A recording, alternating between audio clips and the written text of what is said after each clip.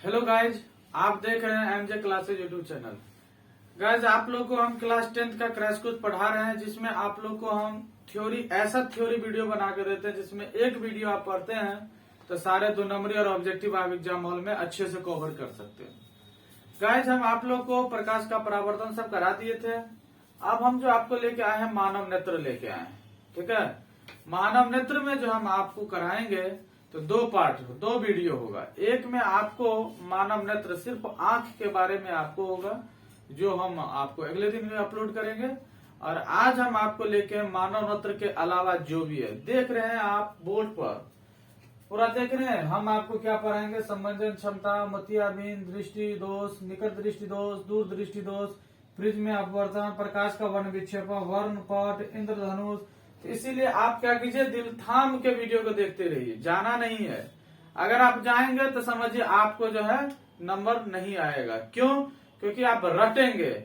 और याद रखिए, हम रटेंगे नहीं, हम दिमाग में डायरेक्ट डाउनलोड करेंगे। ओके, तो अगर चाहते हैं कि डायरेक्ट दिमाग में डाउनलोड किया जाए तो वीडियो को जरूर देखिए, और देखने के बाद अगर अच्छा लगे तो लाइक और शेयर जरूर बनता है। ठीक है, चलिए हम चैप्टर को शुरू करने से पहले आपसे ये बात करें कि ये चैप्टर जो है ना, आपका फिजिक्स का दूसरा चैप्टर है, जिसको हम क्या कहते हैं? मानव नेत्र एवं उसके रंग बिरंगे संसार। तो मानव नेत्र के बारे में तो हम बाद में देखेंगे, पहले हम संसार को ही देख लेते हैं। तो संसार में हमारा जो टॉपिक बनेगा, वो मेरा पहला टॉपिक हम क्लियर करते हैं, समंजन क्षमता क्या होता है। इसको हम देखते हैं, जल्दी जल्दी टपका देते हैं सबको। समंजन क्षमता हम किसे कहते हैं? ठीक है, आप अगर बात करें समंजन क्षमता का तो किसे कहेंगे?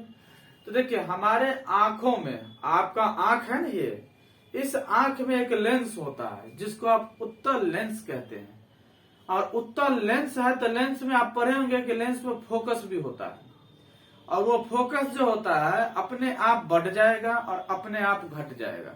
माने हमारे आंखों की ऐसी क्षमता, हमारी आंखों की ऐसी क्षमता जो अपने आप फोकस दूरी को बढ़ा भी ले और फोकस दूरी को घटा भी ले। ध्यान से सुनो, दिमाग में डाउनलोड हो जाएगा, नहीं होगा तो बताना तुम कमेंट करके कि हम क्या बोल रहे हैं।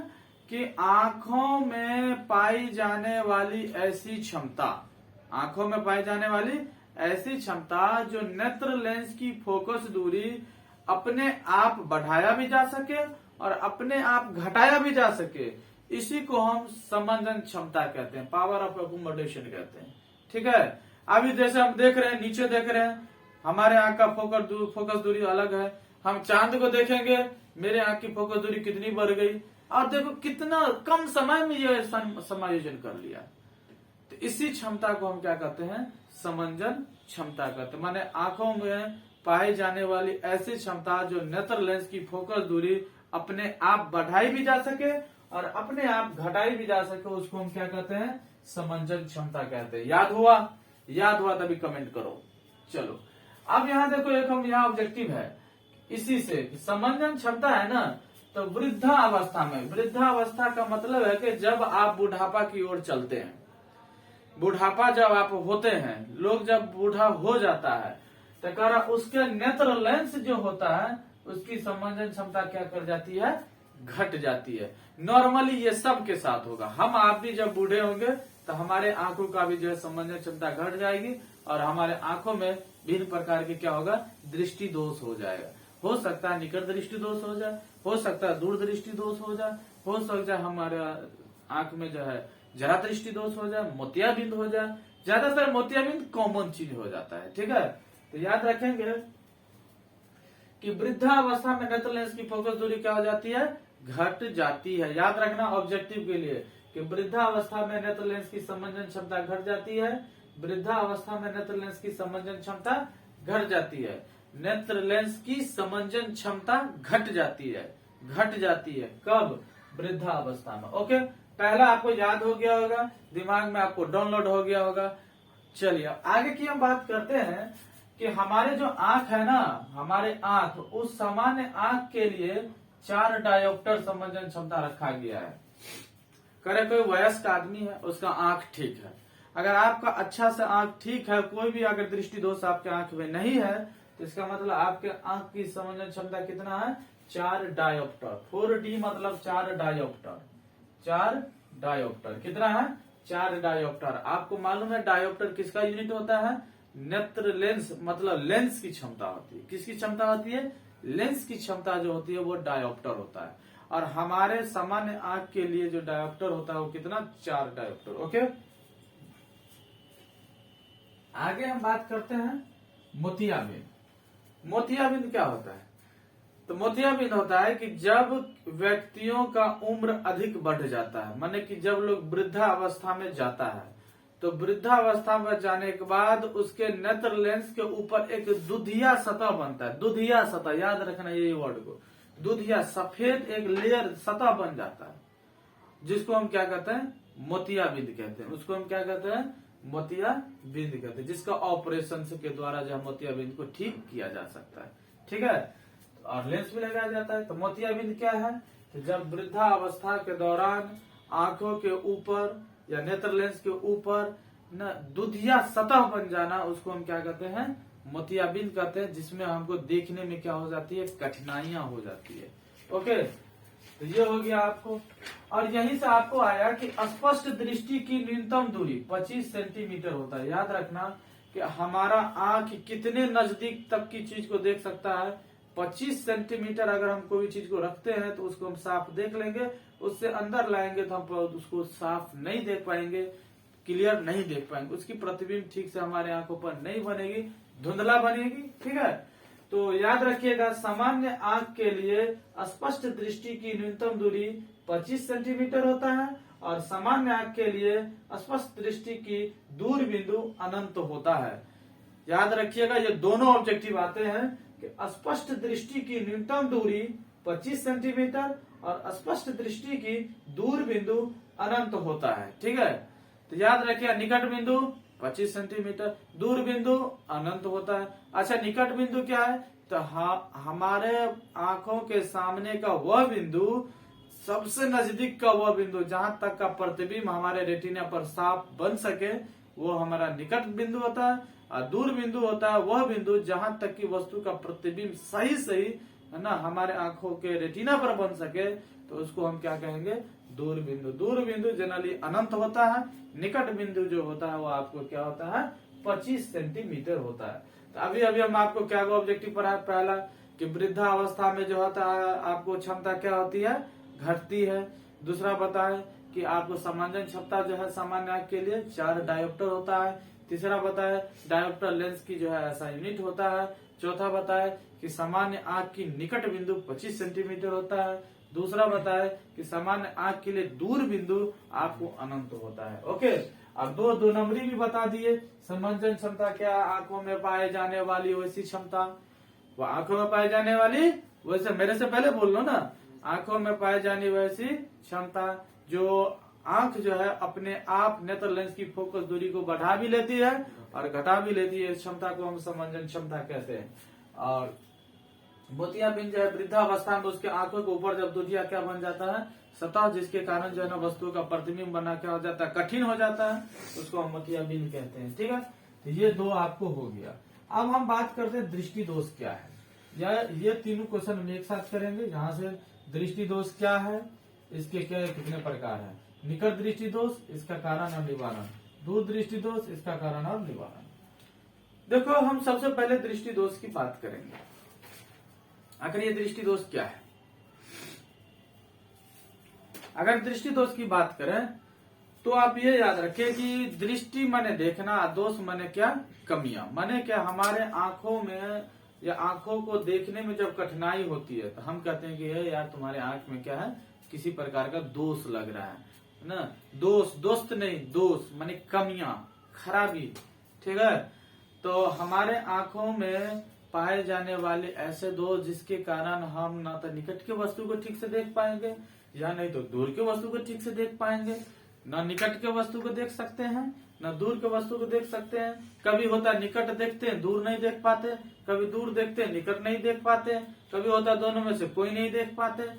तो उस कंडीशन में उसको हम क्या कहते हैं कि हमारे आंख में क्या है?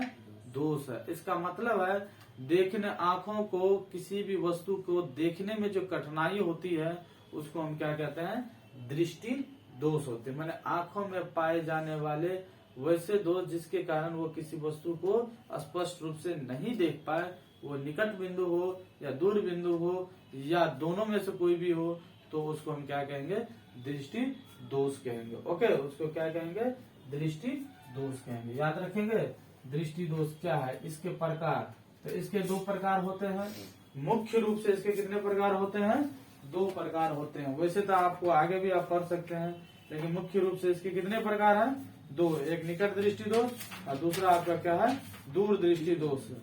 ठीक है, लेकिन आपको कोई मास्टर इसको जो है ना जरा दृष्टि दोष और अबिंदुकता को भी बढ़ा देता है। ठीक है, मुख्य रूप से, लेकिन आपको कहीं भी बोलेंगे नहीं, मुख्य रूप से कितने हैं? दो ही दोष देखने को मिलते हैं, एक निकट दृष्टि दोष, एक दूर दृष्टि दोष। निकट दृष्टि दोष को मायोपिया कहते हैं और दूर दृष्टि दोष को जो हम क्या कहते हैं? आपको हाइपरमेट्रोपिया कहते हैं। ठीक है, एक जरा दृष्टि दोष भी होता है जिसमें आपको निकट और दूर दोनों नहीं दिखा देता, जिसके लिए हम बाइफोकल लेंस का उपयोग करते हैं। ठीक है, तो हम बात करते हैं निकट दृष्टि दोष का। ठीक है, तो निकट दृष्टि दोष का अगर हम बात करें तो निकट दृष्टि दोष क्या होता है? नाम में ही क्लियर है, निकट दृष्टि दोष। निकट दृष्टि दोष माने आंखों में पाए जाने वाली वैसी खराबी, आंखों में पाए जाने वाली वैसी दोष, आंखों में पाए जाने वाली वैसी दोष जिसके तहत या जिसके कारण, आंखों में पाए जाने वाली वैसी दोष जिसके कारण निकट रखी वस्तु स्पष्ट रूप से दिखाई देती है, लेकिन दूर रखी वस्तु स्पष्ट रूप से दिखाई नहीं देती है। क्या हुआ? सही हम बोल रहे हैं। निकट रखी वस्तु दिखाई देगी, निकट में निकट दिखती है, दूर नहीं दिखती है, उल्टा होता है। तो सर ये तो निकट दृष्टि दोष है, मतलब तो होता है निकट में दोष, लेकिन नहीं, उल्टा होता है। याद रखिएगा, निकट दृष्टि दोष है तो जिस आदमी को निकट दृष्टि दोष है वो दूर का नहीं देख पाता है, और जिसमें दूर दृष्टि दोष है वो निकट नहीं देख पाता है। याद रखिएगा, यहाँ कंफ्यूजन होता है, अधिक बच्चे गलत आंसर लिख के आते हैं। और ये क्वेश्चन पूछा जाएगा आपको 3 मार्क में, ए और बी करके 6 मार्क का क्वेश्चन बनता है फिजिक्स में, तो वहां से आपको निकाल, ये भी आया, बहुत इंपॉर्टेंट क्वेश्चन है ये लॉन्ग के लिए। निकट दृष्टि दोष क्या है, इसके कारण क्या है, इसके निवारण क्या है? तो आप याद रखिए, आंखों में पाए जाने वाली वैसी दोष, आंखों में पाए जाने वाली वैसी दोष, आंखों में पाए जाने वाली वैसी दोष जिसके कारण निकट रखी वस्तु स्पष्ट रूप से दिखाई पड़ती है, लेकिन दूर रखी वस्तु स्पष्ट रूप से दिखाई नहीं पड़ती है, उसको हम निकट दृष्टि दोष कहते हैं। उसको हम क्या कहते हैं? निकट दृष्टि दोष कहते हैं। इसकी कारण की अगर बात करें तो निकट दृष्टि दोष के 2 कारण बनेंगे। कितने कारण बनेंगे?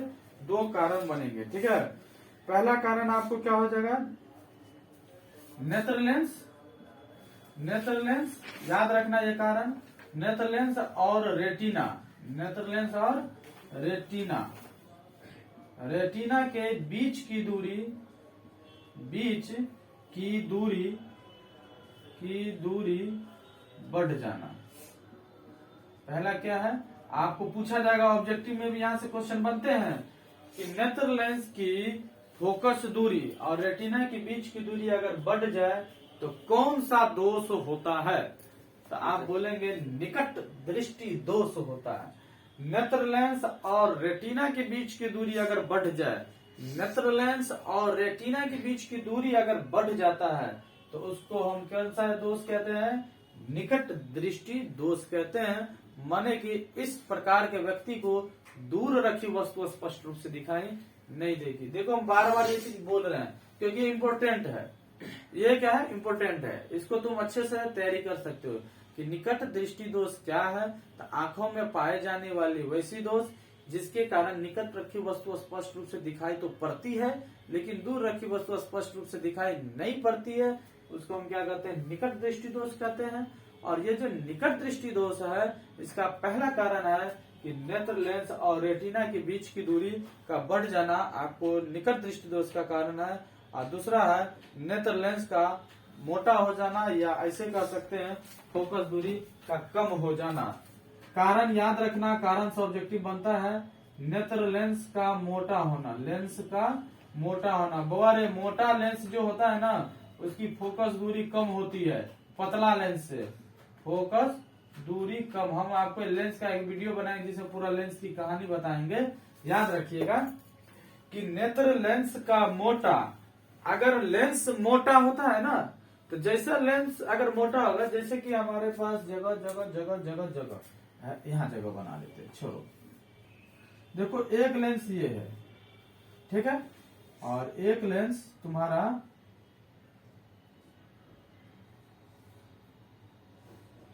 ये है। दोनों तुम्हारा उत्तल लेंस ही है। ये पतला है, ये मोटा है। तो बताओ जा फोकस दूरी इसका अधिक होगा किसका अधिक होगा? पतला वाला का अधिक होता है, पतला वाला का अधिक होता है, मोटा वाला का कम होता है। तो हमारे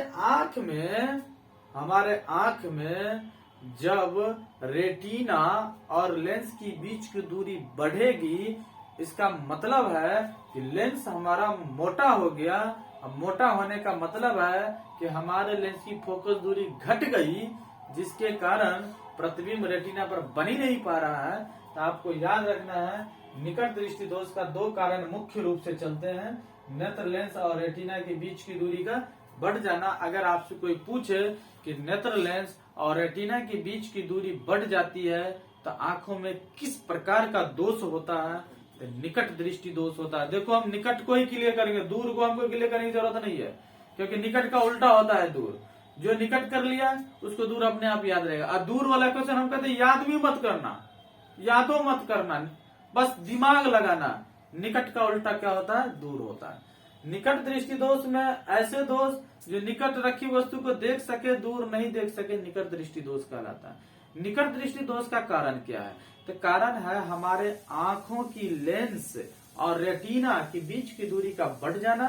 दूसरा कारण है कि लेंस का मोटा हो जाना। उसी दूसरा कारण में मोटा लेंस का मतलब क्या? फोकस दूरी का घट जाना। तो ये इसका कारण था। और निवारण हम कैसे कर सकते हैं? तो बोर है, निवारण हम क्या कर सकते हैं, यहाँ पर हम लिख दिए हैं। निकट दृष्टि दोष को हम अवतल लेंस का जब चश्मा लगा देंगे, किसी बउआ को है, बउआ है, अब बउआ आया पप्पा जी को कह रहा पप्पा जी, तो पप्पा वाला बोलो बेटा जी। तो वो बोला कि पप्पा हमको आप तो दिख रहे हैं लेकिन मम्मा नहीं दिख रही है, मम्मा कहाँ है? तो उनका पापा कहेगा बेटा मम्मा तो वहां पे है, थोड़ी दूर है। क्योंकि नहीं पप्पा आप दिख रहे हो, आप हो यहाँ पर बैठे हो, लेकिन मम्मा नहीं दिख रही है। अगर वो पढ़े लिखे पापा तो समझ जाएगा हमारे बच्चे में क्या चीज की दोष आ गया है, निकट दृष्टि दोष आ गया। वो निकट देख तो रहा है, हम बगल में बैठे तो हमको पापा पापा बोल रहा, मम्मी को नहीं देख पा रहा है। तो इसका मतलब है कि उसके आंख में जो है ना लेंस मोटा हो गया, ऐसे बोलो। या नहीं तो ऐसे बोलो कि उसके नेत्र लेंस जो है ना उसकी जो है फोकस दूरी घट गई। या तो ऐसे बोलो कि नेत्र लेंस और रेटिना के बीच की दूरी क्या हो गई? बढ़ गई। ठीक है, इस तीनों कारण में निकट दृष्टि दोष होता है। ये ऑब्जेक्टिव बहुत अच्छा ऑब्जेक्टिव यहाँ से बनता है, इसलिए इसको जरूर याद रखना। और इसको हम क्या चीज से हटाते हैं? अब तक बउआ को ले जाते हैं डॉक्टर के पास, डॉक्टर कहता है सुनिए ना इसको चश्मा चढ़ेगा, तो हम बोले लगा दीजिए। तो कागो लगा देगा वो, अवतल लेंस का वो लगा देगा। ठीक है, क्योंकि आप अवतल लेंस का बच्चा को चश्मा लगाइए, वो आराम से देखे, मम्मा को भी दिखेगा पप्पा को भी दिखेगा, दोनों चीज को देख लेगा। तो याद रखिएगा निकट दृष्टि दोष। ओके, अब हम दूर दृष्टि दोष बोल देते हैं, इसको याद डाउनलोड तो पहले से है। दूर दृष्टि दोष क्या है? आंखों में पाए जाने वाली वैसे दृष्टि दोष, आंखों में पाए जाने वाली वैसी दृष्टि दोष जिसमें दूर रखी वस्तु तो दिखाई देती है, निकट नहीं दिखाई देती है। निकट रखी वस्तु स्पष्ट रूप से दिखाई नहीं देती है, तो उसको हम क्या कहते हैं? तो उसको हम दूर दृष्टि दोष कहते हैं। और याद रखिएगा ये जो दूर दृष्टि दोष है इसका कारण भी उल्टा होगा। यहाँ पर क्या है? यहाँ है नेत्र लेंस और रेटिना के बीच की दूरी का बढ़ जाना, वहां लिखेंगे नेत्र लेंस और रेटिना के बीच की दूरी का घट जाना। और यहाँ पर लिखे नेत्र लेंस का मोटा होना, वहां होगा नेत्र लेंस का पतला होना। यहाँ है फोकस दूरी कम होना, वहां फोकस दूरी बढ़ जाना। तो जो बच्चे को अच्छे से अगर निकट दृष्टि दोष याद है तो क्या उसको अच्छे से दूर दृष्टि दोष नहीं हो जाएगा? बस उल्टा देना, ऐसे पकड़ना, ठीक है, उलट जाएगा और आपको दूर दृष्टि दोष रेडी है। ओके, तो हमने आपको यहाँ तक कर दिया। अब यहाँ पर दूर दृष्टि दोष में एक चीज याद रखिएगा, दूर दृष्टि दोष का निवारण कैसे होता है? तो बउआ यहाँ जब अवतल ही लेके भाग गया तो उत्तल ही लेके भागेगा, कॉमन सेंस की बात है। कौन बच्चा नहीं जानेगा कि वो निकट दृष्टि दोष अगर अवतल लेके भागा है तो बच क्या गया उत्तल, और उत्तल को कौन ले जाएगा, दूर दृष्टि दोष आएगा, जाने दीजिए क्या करेंगे, है ना, मजबूरी है, लास्ट चांस है, लास्ट चॉइस है, अब जैसी भी हो उठा के उसी को ले जाना होगा। ठीक है, तो याद रखिएगा निकट दृष्टि दोष में अवतल लेंस, दूर दृष्टि दोष में आपको क्या हो जाएगा, आपका उत्तल लेंस होगा। ओके, और एक होता है जरा दृष्टि दोष। तो जरा दृष्टि दोष को ज्यादा कुछ याद नहीं रखिएगा, बस याद रखिएगा जरा दृष्टि दोष जो होता है वो बाइफोकल होता है। ठीक है, बाइफोकल लेंस का उपयोग किया जाता है, माने दोनों उत्तल और अवतल दोनों। तो अरे वाह, जब उत्तल और अवतल दोनों का उपयोग करके चश्मा बनाएंगे, एक मतलब छोरा का निकटों नहीं दिख रहा है, दूरों नहीं दिख रहा है। देखो डेफिनेशन, जरा दृष्टि दोष का डेफिनेशन क्या है, ऐसा दृष्टि दोष जिसमें न नजदीक का किस्सा क्लियर दिखाई दे न दूर का क्लियर दिखाई दे, समझना छरा में जरा हो, और छरा अगर जरा हो तो उसमें बाइफोकल का यूज होगा। ओके, तो आपको हमने जरा दृष्टि दोष भी करा दिया और आपको यहां तक की कहानी को हमने खत्म कर दिया।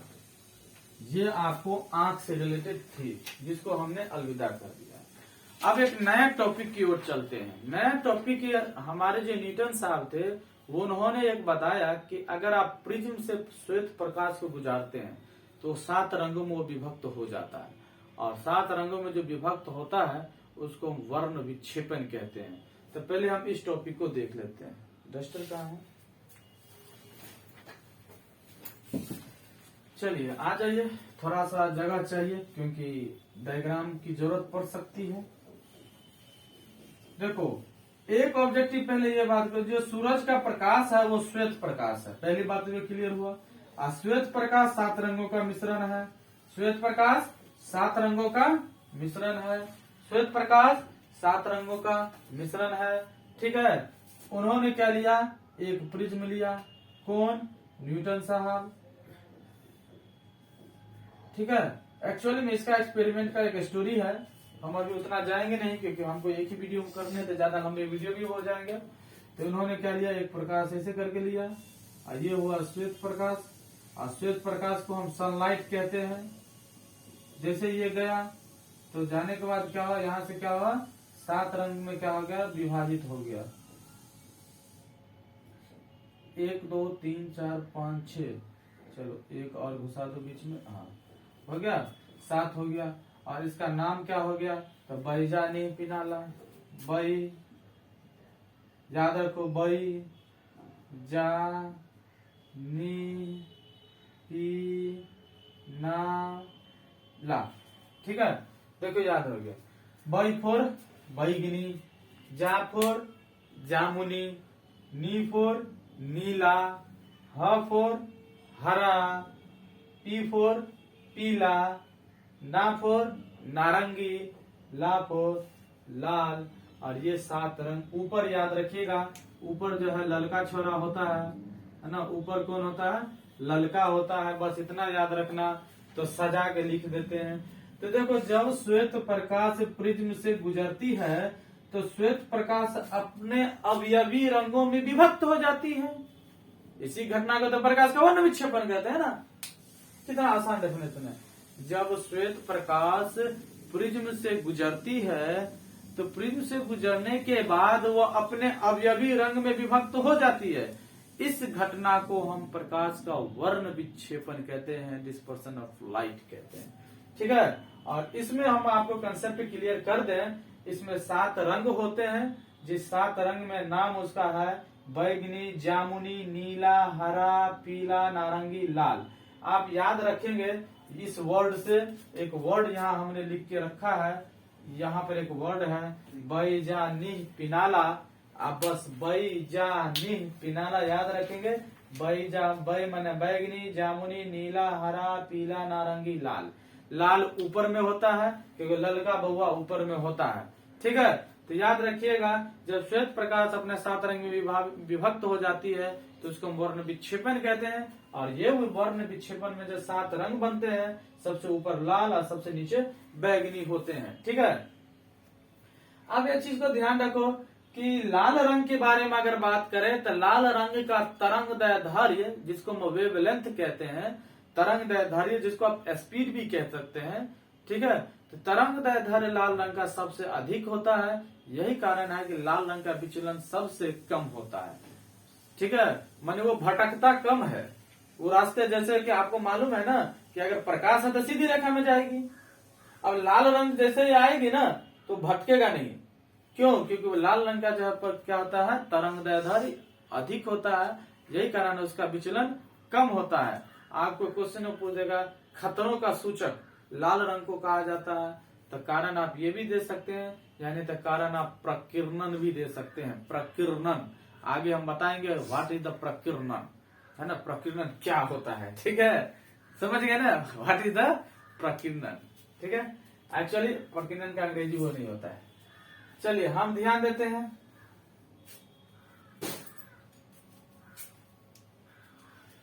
हाँ, हम लाल कलर पे, हम लाल पे थे, देखो ललिया आ गए, लाल पे थे। तो लाल जो रंग है उसका तरंगदैर्ध्य सबसे अधिक, तो इसका विचलन सबसे कम। तुमसे ऑब्जेक्टिव में पूछेगा कि किस रंग का विचलन सबसे कम होता है, तो लाल का पूछा जाएगा। किस रंग का तरंगदैर्ध्य सबसे अधिक होता है, तो लाल का पूछा जाएगा। किस रंग का तरंगदैर्ध्य सबसे कम होता है, तो बैगनी का, क्योंकि नीचे है, सबसे नीचे बैगनी है, सबसे नीचे क्या है, बैगनी है। किस रंग का तरंगदैर्ध्य सबसे कम होगा, तो बैगनी का। सबसे अधिक विचलन किसका होगा, बैगनी का।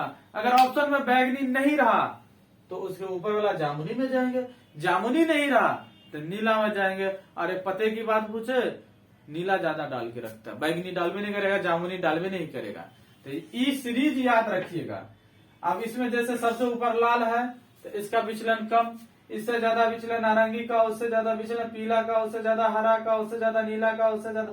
तो आपको ऑप्शन पे डिपेंड करेगा। जब आपको ऑप्शन देगा ना तब ऑप्शन के, आप मान लीजिए 4 को ऑप्शन में लाल देवे नहीं किया, आप पूछ दिया निम्नलिखित में किसका तरंगदैर्ध्य अधिक होगा, आप तो रटुमल है तोता, लाल का ना ऑप्शन क्वेश्चन गलत, क्वेश्चन गलत का ताली ठोकेंगे।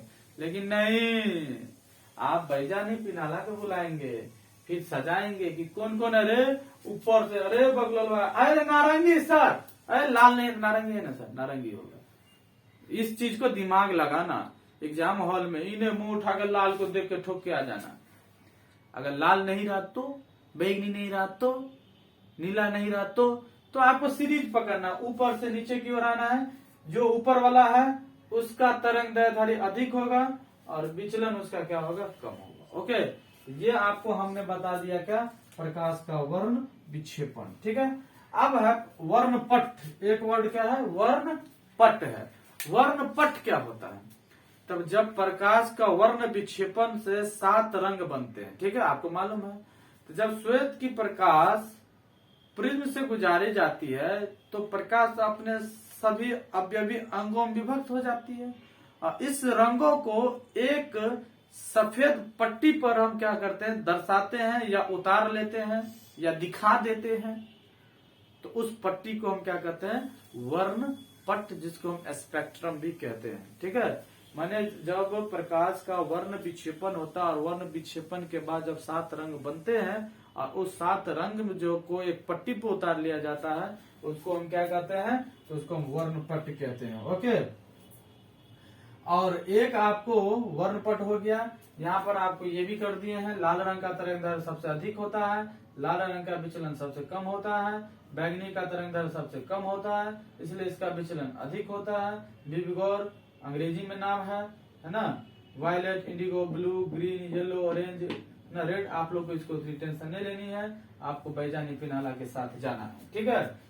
चलिए अब हम बात करते हैं प्रिज्म से अपवर्तन कैसे होता है, इसको भी हम देख लेते हैं। 2 नंबर में ये डायग्राम ही पूछ लिया जाता है, प्रिज्म से अपवर्तन कैसे होता है। चलिए प्रिज्म से अपवर्तन की अगर हम बात करें तो ये प्रिज्म है और ऐसे करके प्रकाश जाएगी, ठीक है। तो ये आपतित किरण हो जाएगा, ये क्या होगा, आपतित किरण, और ये आपतित किरण होगा तो यहाँ पर ये क्या होगा, अभिलंब, ये पहला अभिलंब है। और आपको मालूम है जब निर्वात से, जब विरल माध्यम से सघन माध्यम में अगर ये हो जाती है तो वो क्या होता है, अभिलंब से दूर, तो दूर भाग गई। फिर यहाँ पर ये बाहर निकलने के लिए रेडी है, तो ये हो गया। ठीक है, ये आपका अपवर्तित कोण है, और ये जैसे ही बाहर निकला दूर भागना शुरू किया, ये आपका निर्गत कोण है। ये क्या है, निर्गत कोण है। ठीक है, सॉरी निर्गत कोण नहीं है, निर्गत किरण है।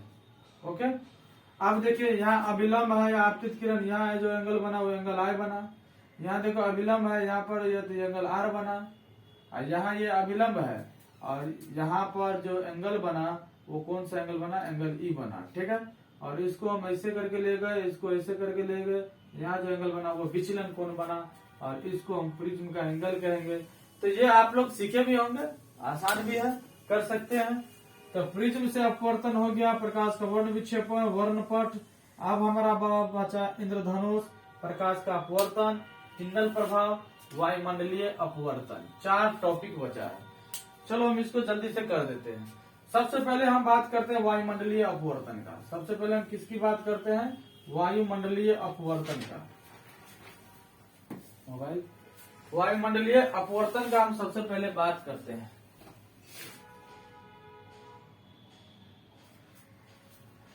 तो वायुमंडलीय अपवर्तन की अगर बात करें तो बहुत है, वायुमंडलीय अपवर्तन, वायुमंडलीय अपवर्तन की अगर हम बात करें तो ध्यान दो, वायुमंडलीय अपवर्तन हम किसको कहेंगे।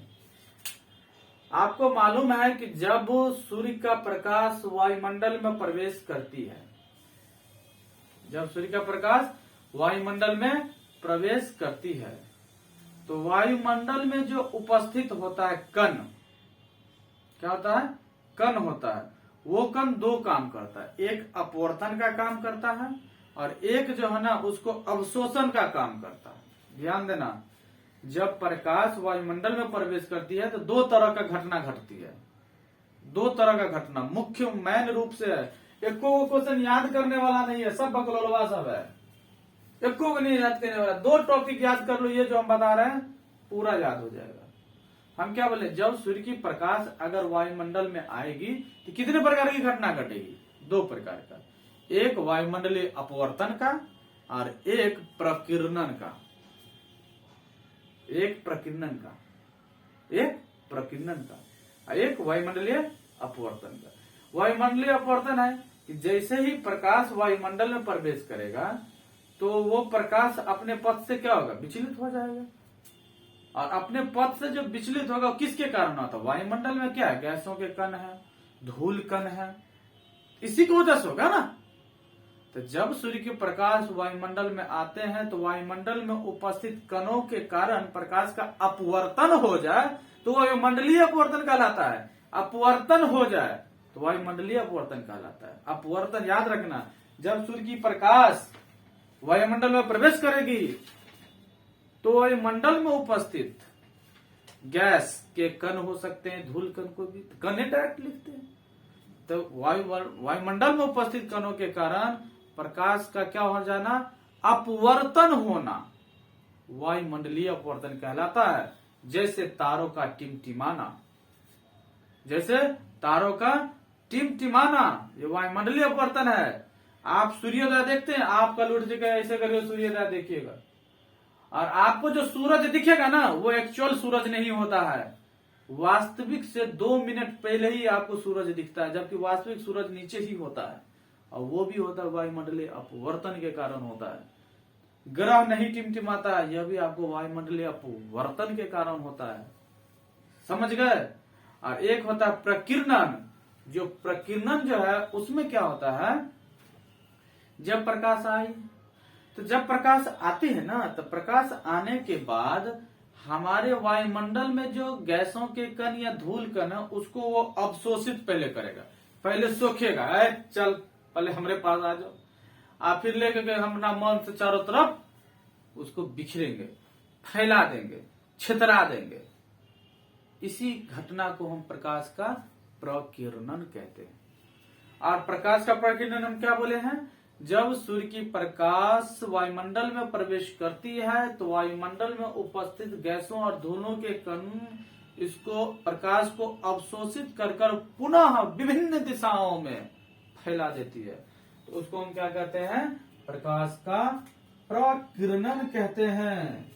बहुआ, प्रकाश का प्रकीर्णन, टिंडल इफेक्ट, प्रकाश का वर्ण विक्षेपण, वायुमंडलीय अपवर्तन। 4 क्वेश्चन देखना एगो है तो आएगा एगो, ये 4 बस खत्म, इम्पोर्टेंट। तो हम क्या बोले, प्रकाश का प्रकीर्णन से आप क्या समझते हैं? 2 वर्ड बार बार क्यों जोड़ दे रहे हैं कि आगे का जितना भी क्वेश्चन आंसर हम यही 2 वर्ड बोलेंगे, बोलेंगे आंसर, बोलेंगे आंसर, बोलेंगे आंसर, रटने का झंझट खत्म। तो हमने क्या बोला कि वायुमंडल में अगर प्रकाश आएगी तो 2 बात होगी, एक वायुमंडल के कण उसको अपवर्तित करेगी तो वायुमंडलीय अपवर्तन, और दूसरा सोख लेगी, अवशोषित कर लेगी, अवशोषित करने के बाद विभिन्न दिशाओं में फैला देती है तो उसको हम प्रकीर्णन कहते हैं। 2 बात क्लियर? ओके। अब है हम पहला क्वेश्चन यहां से करते हैं कि तारों का टिमटिमाना ग्रह का नहीं। आपसे क्वेश्चन पूछता है तारा टिमटिमाता है ग्रह नहीं, क्यों? तो बउआ रे आप सिंपल सी बात कहेंगे कि तारा ग्रह की तुलना में पृथ्वी से काफी दूर है। तारा ग्रह की तुलना में पृथ्वी से काफी अधिक दूरी पर है, जिसके कारण तारे से आने वाले प्रकाश की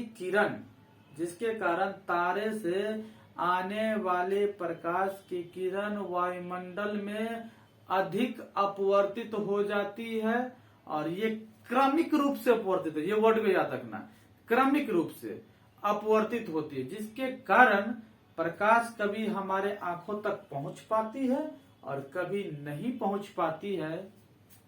इसलिए इस घटना को हम तारों का टिमटिमाना कहते हैं। क्या हम बोले, थोड़ा एक बार और बोलो। तारा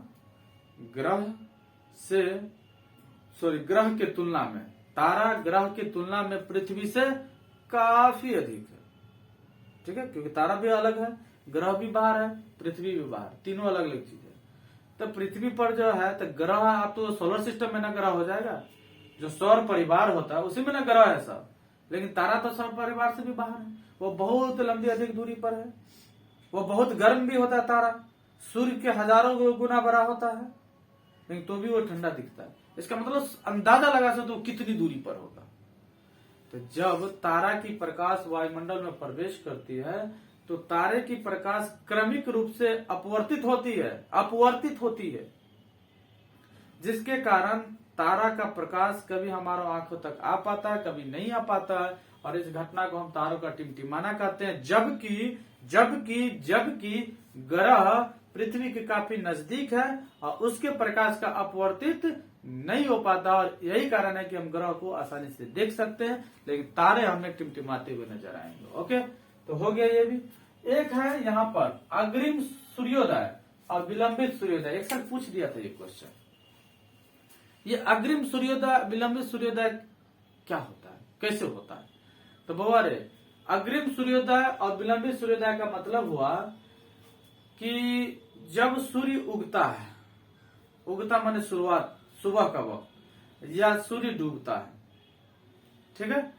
तो जब सूर्य उगता है तो उगने के समय में प्रकाश के अपवर्तन, देखो वर्ड एक को बोलना है, प्रकाश का अपवर्तन, प्रकाश के अपवर्तन के कारण सूर्य का प्रतिबिंब या सूर्य का प्रकाश जो हम कह सकते हैं, या वास्तविक प्रतिबिंब कह सकते हैं, सूर्य का वास्तविक स्थिति भी बोल सकते हैं। सूर्य का वास्तविक स्थिति से 2 मिनट पहले ही हमको सूरज दिखने लगता है, जिसको हम अग्रिम सूर्योदय कहते हैं। और जब डूबने की बात हो तो सूरज 2 मिनट पहले डूब जाती है और हम देखते ही रहता है। तो याद रखिएगा, अग्रिम सूर्योदय वास्तविक सूर्योदय के कितने मिनट की फासला होते हैं? 2 मिनट के फासला होते हैं। और ये अग्रिम सूर्योदय और विलंबित सूर्योदय किसके कारण होता है? वायुमंडलीय अपवर्तन के कारण होता है। वास्तविक और आभासी इसका प्रतिबिंब होता है, ठीक है। तो कभी हम आभासी प्रतिबिंब देखते हैं, ये वास्तविक स्थिति में 2 मिनट पीछे ही रहता है, पहले ही उसका हम इमेज देख लेते हैं। तो किसके कारण होता है? वायुमंडलीय अपवर्तन के कारण होता है। अब देखो प्रकाश का प्रकीर्णन जान ही गया। जब सूर्य की प्रकाश जो है वायुमंडल में प्रवेश करती है तो वायुमंडल में उपस्थित कण जो है उसको अवशोषित करके पुनः चारों दिशा में फैला देती है, जिसको हम प्रकाश का प्रकीर्णन कहते हैं। और प्रकाश का प्रकीर्णन में ही एक नाम है टिंडल प्रभाव, ये भी प्रकीर्णन का ही घटना है। टिंडल प्रभाव क्या है? कोलाइडियल विलयन, बस यहाँ एक विलयन आ गया, कोलाइडियल विलयन, ठीक है, खोलो, कोलाइडियल विलयन। ओके, लाइन कट गई है, नहीं काम जारी रहेगी। ओके ओके ओके, कोलाइडियल विलयन, किसकी हम बात करेंगे? कोलाइडियल विलयन की। तो कोलाइडियल विलयन में कोई दिक्कत है? देखा, ओ यहाँ पे चमक आ रही है, वो वाला खोलो, इसको बंद करो। बस थोड़ा देर इंतजार करने हैं आप लोग को। इसको भी बंद कीजिए, उसमें एक को बंद कीजिए, इधर वाले को बंद कीजिए, हो गया? उसको क्लोज कीजिए, इसको हटाए।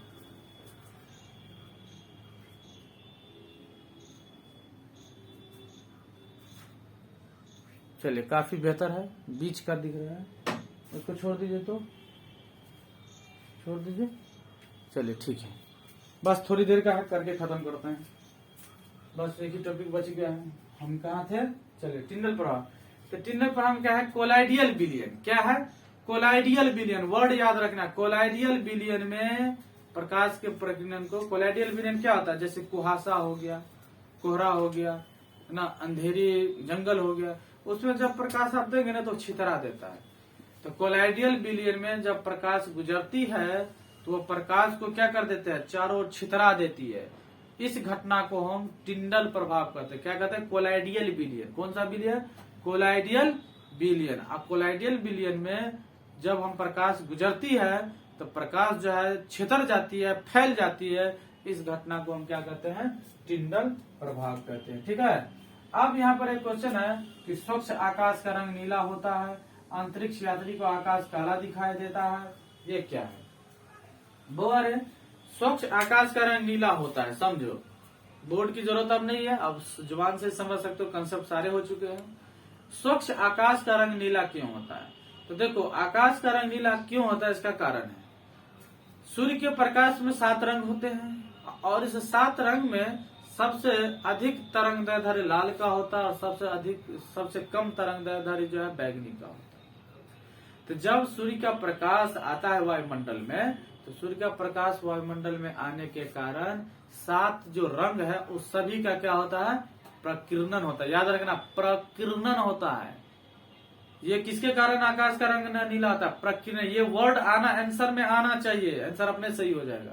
प्रकीर्णन का वर्ड, जब सूर्य का प्रकाश वायुमंडल में प्रवेश करती है तो वायुमंडल में सूर्य के प्रकाश से बने 7 रंगों के अवयव का प्रकीर्णन होता है, जिसमें बैगनी और नीला का सबसे अधिक प्रकीर्णन होता है। लेकिन बैगनी जो है हमारे आंखों के लिए ज्यादा संवेदनशील नहीं होता है और हमारे आंखों को नीला का ज्यादा एहसास होता है। यही कारण है आसमान हमको नीला दिखाई देता है। ऐसा नहीं आकाश नीला दिखाई देता तो वहां बैगनी भी है, लेकिन हमारे आंख बैगनी के प्रति उतना रिस्पॉन्सिबल नहीं है, सेंसिटिव नहीं है, संवेदनशील नहीं है जितना कि नीला के लिए। तो इसीलिए हमारे आंख को क्या दिखता है? नीला। और ये किसके कारण होता है? प्रकीर्णन के कारण। याद रखेंगे, अपवर्तन के कारण नहीं होता है, वायुमंडलीय अपवर्तन के कारण नहीं होता है। ये किसके कारण होता है? प्रकीर्णन के कारण होता है। याद रखेंगे, आकाश का रंग जो है नीला किसके कारण होता है? प्रकीर्णन के कारण होता है। दूसरा है कि बादल का रंग सफेद क्यों होता है? ये भी प्रकीर्णन के कारण होता है, प्रकाश का प्रकीर्णन।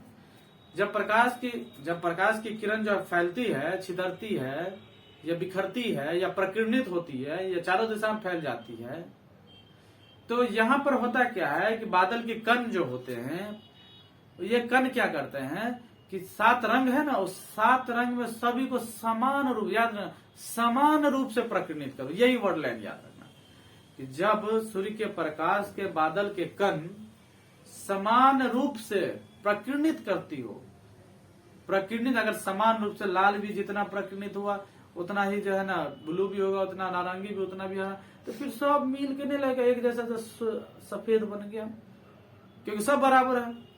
कोई अधिक होगा तब ना वो अधिक दिखेगा, कोई कम होगा तब ना वो कम खत्म हो जाएगा। लेकिन नहीं, जब सभी रंगों को बराबर रूप से बराबर से क्या करती है, प्रकीर्णित करती है, तो सारे मिल के हमको सफेद की संवेदना देती है।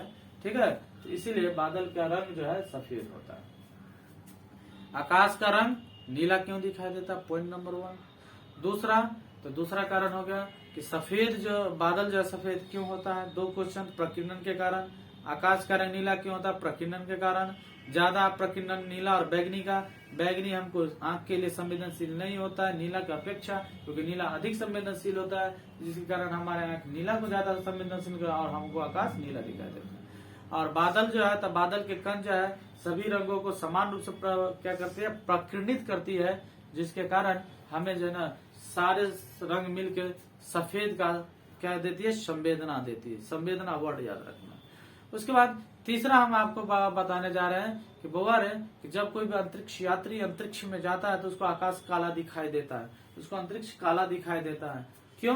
क्योंकि वहां वायुमंडल नहीं होता है, और जहां वायुमंडल नहीं होगा वहां प्रकाश का प्रकीर्णन नहीं होगा, और जहां प्रकाश का प्रकीर्णन नहीं होगा तो आप नहीं बता सकते कि कौन सा रंग है। यही कारण है अंतरिक्ष यात्री को अंतरिक्ष कैसा दिखता है, काला दिखता है। याद रखेंगे, अंतरिक्ष यात्री को अंतरिक्ष कैसा दिखता है, काला दिखता है। यह ऑब्जेक्टिव में पूछ लिया जाता है। क्यों दिखता है? क्योंकि वहां वायुमंडल नहीं है, और वायुमंडल नहीं होने के कारण वहां प्रकाश का प्रकीर्णन या अपवर्तन दोनों में से कुछ नहीं होता है, जिसके कारण जो है अंतरिक्ष यात्री को आकाश कैसा दिखता है, काला दिखता है। अगला क्वेश्चन है, जब सूर्योदय होता है और सूर्यास्त होता है तो सूर्य लाल क्यों दिखाई देता है? ठीक है, जब सूर्योदय और सूर्यास्त होता है तो आपको सूर्य लाल दिखाई देगा। क्यों? क्योंकि आप एक बात जाने, जब सूर्योदय होता है और जब सूर्यास्त होता है तो दोनों कंडीशन में देखें तो सूरज जो नीचे होता है, क्षैतिज पे होता है, लगभग पृथ्वी की क्षैतिज तक पहुंच जाती है, तो वहां से वायुमंडल दूर हो जाएगा। सामने अगर है, ऊपर है तो सामने सबसे कम दूरी है। लेकिन नहीं, सूर्य जब क्षैतिज पर होगी, सूर्योदय सूर्यास्त के समय नजदीक में होगी, तो उस समय जो है सूर्य के क्षैतिज के पास होता है, और जो वहां से आने वाली प्रकाश है वो प्रकाश को एक लंबी दूरी तय करके वायुमंडल में आना होगा। तो जब लंबी दूरी तय करके आती है तो उसके प्रकाश का क्या हो जाता है, प्रकीर्णन होता है। सब प्रकाश में 7 रंग होते हैं, 7 रंग का प्रकीर्णन होता है। और जब 7 रंग का प्रकीर्णन होता है तो सब रंग ज्यादा प्रकीर्णित हो जाती है, जिसके कारण आपको बैगनी, नीला, हरा ये सब आपको पता ही नहीं चलता, इतना प्रकीर्णित, क्योंकि दूर में है ना, दूर से आएगा तो अधिक प्रकीर्णित होगा। लेकिन लाल का प्रकीर्णन सबसे कम होगा तो वो ज्यादा दिखेगा। यही कारण है कि सूर्योदय और सूर्यास्त के समय हमको सूरज क्या दिखता है, लाल दिखता है, क्योंकि सूर्योदय और सूर्यास्त के समय ये क्षैतिज के नजदीक होता है, वहां से सूर्य के प्रकाश को आने में एक लंबी दूरी को तय करके आना पड़ता है, जिसके कारण उसके प्रकाश के जो रंग के अवयव है उसका प्रकीर्णित हो जाती है, और लाल रंग का प्रकीर्णन कम होने के कारण हमको दूर से वो क्या करता है, दिखाई देगा। सबका प्रकीर्णन वर्ड यूज हो रहा है। उसके बाद है कि रेलवे सिग्नल में लाल को खतरा माना गया है। काहे माना गया है, ये भी एक क्वेश्चन है। तो इसका भी यही कारण है, प्रकीर्णन, लाल रंगों का प्रकीर्णन सबसे कम होता है, क्योंकि इसकी तरंगदैर्घ्य अधिक होता है और ये दूर से भी देखा जा सकता है। यही लिए कि लाल रंग को खतरा का सूचक दिया कि अगर दूर से कोई दिखाएगा तो समझ जाएंगे वहां खतरा है, क्योंकि लाल दिख रहा है। ठीक है, तो लाल रंग को खतरा का सूचक इसलिए अपनाया गया क्योंकि लाल रंग जो है उस रंग का प्रकीर्णन कम होता और वो अधिक दूरी से भी देखा जा सकता है, इसलिए जो ना खतरा का सूचक लाल रंग है। तो आपको मैंने सारा क्वेश्चन, ठीक है।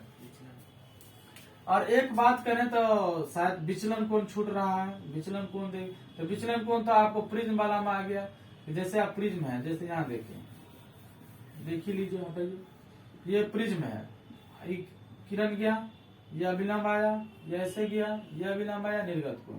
तो देखो ये आपतित किरण के वास्तविक पथ है और ये निर्गत किरण के पथ है। जब दोनों को, तो आपतित किरण को आगे बढ़ाने पे और निर्गत किरण को पीछे खींचने पे जब दोनों यहाँ मिलते हैं, इस कोण को हम क्या कहते हैं, विचलन कोण कहते हैं। ठीक है, तो ये नॉर्मल क्वेश्चन था।